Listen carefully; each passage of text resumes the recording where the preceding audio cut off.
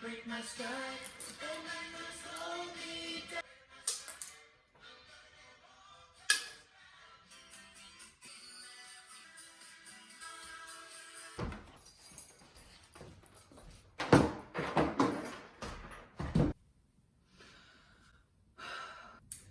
Alright, good morning. It is 8:24. It is Friday, April 3rd. This is our second episode. And so let's start with our coffee. So I just went to Starbucks and picked up a cold brew. And I got this Silk Almond Creamer, sweet and creamy. And when you combine this with the Starbucks cold brew, it tastes exactly like their vanilla sweet cream cold brew. That's what I'm drinking today. Oh my god, again? This is one of my favorite drinks ever, so I have to give it a 9 out of 10. Alright, let's go do the news now. New York Times, 17 hours ago. The COVID-19 slump has arrived. Oh wow, look at this parking lot. It's completely empty. Over a normal 2-week period, we'd expect about 500,000 US workers to file claims for unemployment insurance. Over the past 2 weeks, we've seen almost 10 million filings. The key thing to realize is that we aren't facing a conventional recession, at least so far. For now, most job losses are inevitable, indeed necessary. They're a result of social distancing to limit the spread of the coronavirus. This means the principal job of economic policy right now isn't to provide stimulus, that is, to sustain employment and GDP.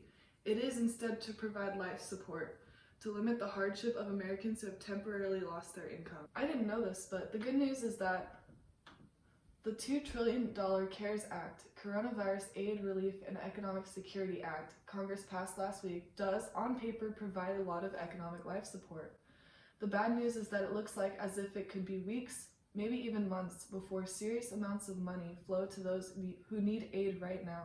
I see the cat there, let's go look. Wait. Do you see her?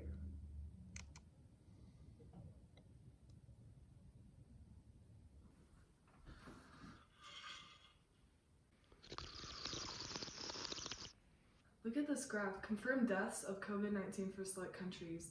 Like we have Spain, Italy up here, US about to surpass Italy, it looks like. Where's Germany? France and China. Wow. So this doctor who they were interviewing about ventilators said when she's not caring for patients at the hospital, she's living in a camper to avoid putting her family at risk.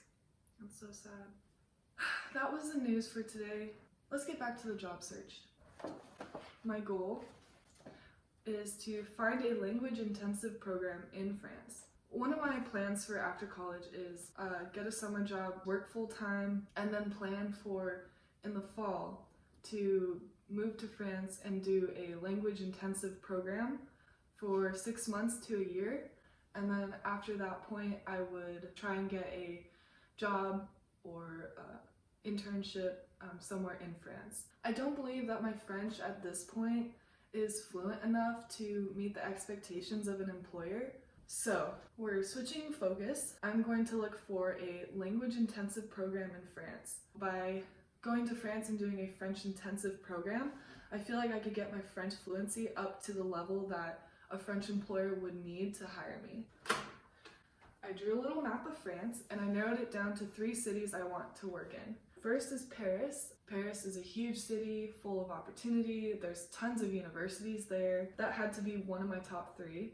The second city that I put in my top 3 that I would want to live in France was Strasbourg. Strasbourg was actually a city where I was born at and where my parents lived for a decent amount of time. It's right on, let's see, west, east.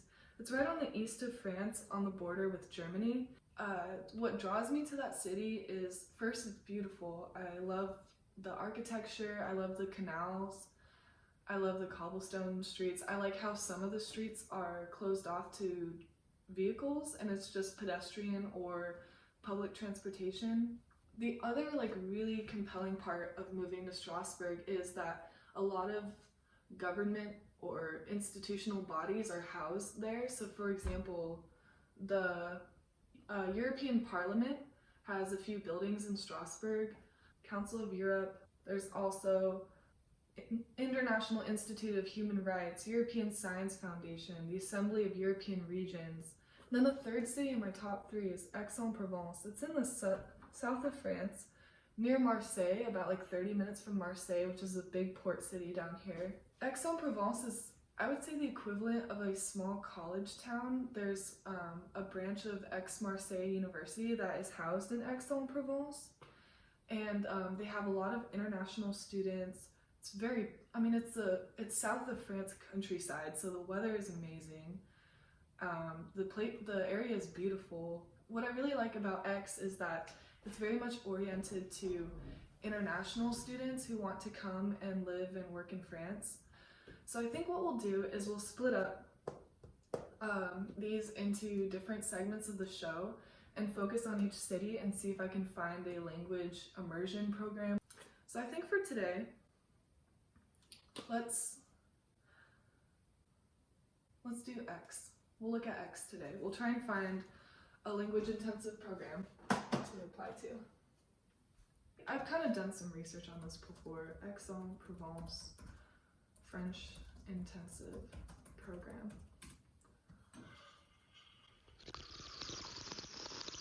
Wow. So it'd be $7,901 for a 24-week program. Okay, so I think the best one is the long-term IS France, because it has like professional and student. It's for adults. The start date's 6 July, 31 August, and 26 October. Now let's request the information. How should we end this? Let's see.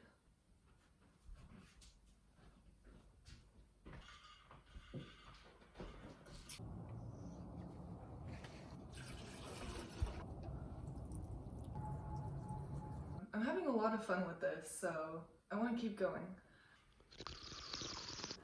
I should probably slow down on this. Hope everyone has a good day, and it's beautiful outside. Get outside, avoid other people, social distance, wash your hands, disinfect. Okay.